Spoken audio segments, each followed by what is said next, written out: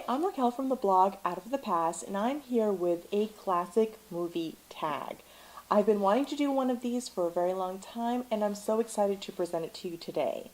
So basically, this classic movie tag, it'll be 10 different prompts, and you can answer it in many different ways. You could do a YouTube video like I'm doing right now. You could do an Instagram slideshow and answer your questions either in the caption or in 10 different photos or 10 different videos in part of your slideshow. You can do a Twitter thread with the 10 different responses. You could do a Facebook post on your profile or page. You could even do like a Pinterest board. And I'd love to see somebody do this as a podcast episode. Maybe have a guest on, and you guys can both answer the different prompts that are involved in this movie tag. So in order to participate, make sure you use hashtag classic movie tag and also tag me on any of the platforms or just link back to this YouTube channel. That would be much appreciated. So let's get on to the 10 prompts. Okay, the first prompt is, what's one classic movie that you recommend to people over and over and over again? For me, that's the film The Setup from 1949. It's just a great film noir. It stars Robert Ryan and Audrey Totter, and Robert Ryan is this down-and-out boxer who is primed for his one great last fight. What he doesn't realize is that his manager and his manager's assistant have set him up to basically throw a fight. And when he doesn't throw the fight and he does win, something terrible happens. This is a short film. It's just over an hour. It happens in real time. It's a boxing movie. It's a film noir. It's a gangster film. It's just a wonderful drama. It shows people that classic films are great. They can tell a great story in a short period of time. If you don't want to overwhelm somebody with like Lawrence of Arabia or Gone with the Wind, and you want to show them something shorter, and also it will impress them on what you can do with a black and white film, because I feel like a lot of people have that misconception that black and white films are boring because because they don't have any color. And if you want to hear me talk more about this particular film, I did a podcast episode for Classic Movie Musts with the host Max, and we talked for quite a bit about this movie and why I love it so much. Okay, the second prompt is, what was the last classic film you saw and what were your thoughts about it? So for me, the last classic movie I saw was How the West Was Won, and I got it out of this gigantic 50-film Blu-ray set of Warner Brothers films, and I believe that's an MGM film, but Warner Brothers owns the MGM library. So this thing is huge, and I open it up, and there's like 2 booklets with all the Blu-rays. Here's one, here's the other one. So it's in the first one. Let me fish it out. It's from 1962, and it's a sprawling epic western. Here it is. And basically, I watched this film for an article I was writing for DVD Netflix about films from the 1960s with ensemble cast that had all stars. This one has one of the best casts ever. Even if you're not into westerns, and this is definitely a western, but you like all the principal characters in the film, you should watch it, because you have Debbie Reynolds, Carol Baker, you have Carl Malden, Henry Fonda, Jimmy Stewart, Robert Preston, Gregory Peck. Like, everyone is in this movie. And what's interesting about it too is it was shot for Cinerama, so it's got kind of this triptych style with like 3 things kind of going on the screen, and it's meant to be shown on a curved screen like you would if you went to go see it at the Cinerama Dome in Hollywood. And I think it's kind of a misstep of me having watched it at home. I mean, I own the Blu-ray, I might as well watch it, but I think seeing it on the big screen in a theater would have been a much better experience. So while I enjoyed it, especially to see everybody who's in the film, also like Agnes Moorehead and Thelma Ritter and Eli Wallach, this cast is amazing. So it was a fun first viewing just to see all those people, but I think next time I'm going to watch it on the big screen. Okay, the third prompt is name a classic movie genre that you love and one that you dislike. And I say dislike because I don't think we should necessarily hate any genre, but we do love them. So I kind of chose differing words for that. But you can say love, hate, and if you really feel that way. For me, one of the genres I love is the pre-code era, which I've talked about before on this channel. The last video I posted was about Forbidden Hollywood by Mark A. Vieira. It's this beautiful book about the pre-code era, which, if you're not familiar with it, it's a time period between 1930 and 1934, where there was a production code that regulated what movies could show on screen in terms of sex and violence, crime, morality, and but the thing is, they hadn't figured out how to properly enforce it. So over those 4 years, Hollywood got bolder and bolder in their movies and what they could get away with. So it's a nice little window of time to see what Hollywood could put out, trying to get away, trying to circumvent the rules, trying to get away with different things that they showed. I mean, there's so many great films from that genre, Babyface and Red-Headed Woman, Red Dust. There's so many good ones, so I highly recommend that. For me, the genre I dislike the most is horror, but it has to be later horror, like it has to be more recent horror. Because like Val Lewton films and Universal monster movies, those are great, but once you get to the 60s and 70s, or once you start seeing more and more violence in film, I just can't stomach violence. I really can't. I'm very sensitive to gore, and I'm very sensitive to those, what are those called, like those like those scare, like the things that they do to make you like jump out of your seat. I mean, I can't even speak about horror very well, so. Okay, the fourth prompt is name a classic movie star with whom you share a birthday, or a hometown, or both if you'd like. So for me, I was born on November 25th, and my birthday twin is Ricardo Montalban, which I think is great because I'm a Latina, he was a Latino. So he also made a film called Mystery Street, which was one of the first big like Hollywood films that was actually filmed on location here in the Boston area where I live, so that's really cool. And so basically he was born 60 years before me, and we share that birthday, which is I think is really special. And for hometown, I don't have anyone who is from the actual town I'm living in now, but I live close by to two towns in particular.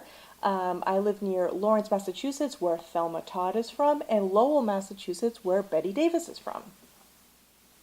Okay, the fifth prompt is give a shout out to a friend or family member who shares your love of classic movies. Now, I could give a shout out to my husband Carlos. We've done a video together about our love of movies, so, and I'll link that down below in case you want to watch it. But this time I'm going to give a shout out to my friend Jessica. So Jessica runs the blog Comment Over Hollywood. She and I talk every single day. We have an incredible bond. She's my best friend. And one thing that's really special about our relationship is we love classic movies, but we're also writing about classic movies, so we share that. We both write our own blogs. We write for Turner Classic Movies and DVD Netflix. So we share what films we're watching, what projects we're working on. It's a really special relationship, and I appreciate the fact that she's always there for me to talk about anything at all, but especially classic movies. The next prompt is, name a classic movie star who makes your heart skip a beat, or whom you admire greatly, or both. And in my case, it's both. So I'm going to hold up a book just to kind of have a visual reference here. Mine is Robert Ryan, because he's both. Like, he makes my heart skip a beat because the man could act. He had a great presence. He had a fantastic build. He was just so charismatic on screen and so incredibly handsome. I love that he could do good guy roles and villain roles like equally well. He himself was, you know, just a really great guy. I've heard stories about how he got along with everyone on set, always showed up early and prepared, and was able to separate his work life from his personal life, which is hard to do in Hollywood. I mean, people get caught up in the Hollywood machine, and in many cases it destroys them. So, I mean, I just love the fact that he was able to separate those two. He and his wife Jessica Ryan started the Oakwood School, which is really cool. They were very passionate about different progressive progressive subjects and education and civil rights, and they were just activists but also pacifists. And I just love everything about him. And I have this book here. It's The Lives of Robert Ryan by J.R. Jones. I haven't read this yet, but I've dipped into it, so I'm looking forward to reading this summer and reviewing it on my blog. The next prompt is describe one memorable experience watching a classic movie. Now, this could be at a festival, it could be a film you watched, at home with a special someone. It could be pretty much anything that really moved you or was memorable in some way. For me, it was at the first TCM Classic Film Festival where I saw the film River of No Return. That was one of the early classic films that came into my life when I was first discovering it. I was watching a lot of Marilyn Monroe films, and she stars in it. I was starting to get to know Robert Mitchum, and he also stars in it. And it's this Western, it's a Yukon adventure story that is filmed in Alberta. And the river in the film is the Athabasca River, which I've been to. I have family in Alberta. So there's that personal connection of it being, something I've seen many times over the years, was an early part of my developing love for classic movies. I had two stars I was very interested in. So the first TCM Classic Film Festival, they showed it on the big screen, and Stanley Rubin, the producer, was there with his wife Kathleen Hughes, and Leonard Maltin was interviewing them. And I remember just thinking, how cool is it that the producer of the film was right here talking about the movie? And that was very special because he passed away the following year. And when the lights dimmed and the credits started rolling, I started bursting into tears because it was just such a moment. Being in Hollywood for the first time, being at the festival for the first time, seeing somebody from classic Hollywood talk about their work, seeing one of my favorite movies on the big screen, I was just so emotional. Okay, the next prompt is describe the craziest thing you've done because of your passion for classic movies. So for me, this is not to show off, but it is more like a personal thing. It's the red carpet interviews I did at the TCM Film Festival, because if you know me, I'm actually a very shy person, and if you were to tell me like 15 years ago, hey, you're going to be in Hollywood interviewing classic movie stars on the red carpet, I'd be like, psh, yeah, right. Just the fact that I was able to do that was such a privilege, and it really took all of my strength to kind of get over my social anxiety and my shyness, my introvertedness, to be able to put myself in that position and to have that courage and that strength to be able to interview these amazing people and not to be kind of overwhelmed by the fact that, oh, I'm standing right in front of Gina Lollobrigida and she's one of my favorite people ever. Just to have that ability to be calm and cool in that situation. I prepared for it a lot. I'm just so proud of myself, and also it's just the craziest thing I've done. I just still pinch myself thinking like, wow, I did that. That is amazing. So it's equal parts crazy, me being proud of myself, and just like one of maybe the coolest things I've ever done. Okay, the next prompt is, what's something classic movie related that you love to collect? Now for me, if you know me, this is pretty obvious, but it's books! I love to collect books. As you see behind me, I have tons of classic movie books. I just love reading classic movie books. So I think what's really special about this is something that I can collect that is a physical object that I can hold. It showcases my love of classic movies, especially when I group them together on shelves. Anyone were to look at these shelves would be like, okay, that person really likes film history. It's a way for me to indulge in my love of classic movies because I'm reading about the actors, the actresses, the directors. I'm reading about the different genres, the filmmaking techniques. I'm diving into this world and I'm learning about it, and that empowers me too. Empowers me with knowledge and with the ability to write about these films and to create content online. And I love research, so this is just a moment for me to do all this research. This Leonard Maltin, one of my heroes, and it's also my way of kind of expanding the scope of my knowledge and really going out there. Here's Donald Bogle's new book, Hollywood Black. So I get to learn more about African American film history, which is great. And one thing too, it's a way for me to share my love of classic movies with other classic movie fans because I run a summer reading challenge.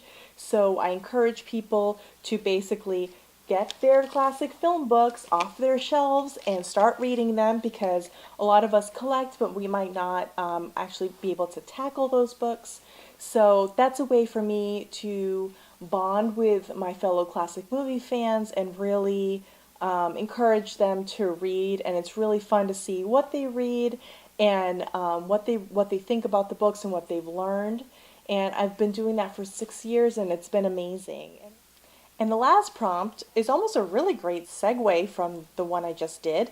What's your favorite way to share your passion for classic movies? So beyond the books, I have to say just in general, writing and talking about classic movies. Just talking to you right now through this YouTube video is really special to me.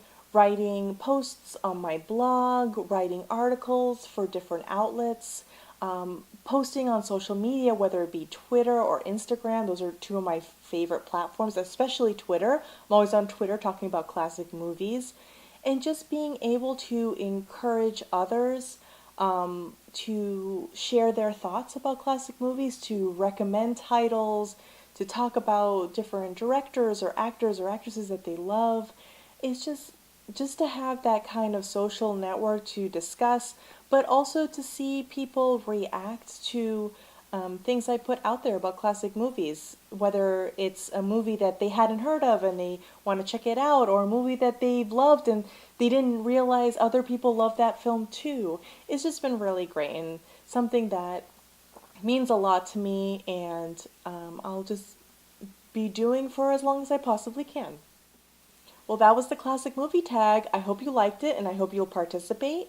Make sure you use hashtag classic movie tag and that you tag me wherever possible.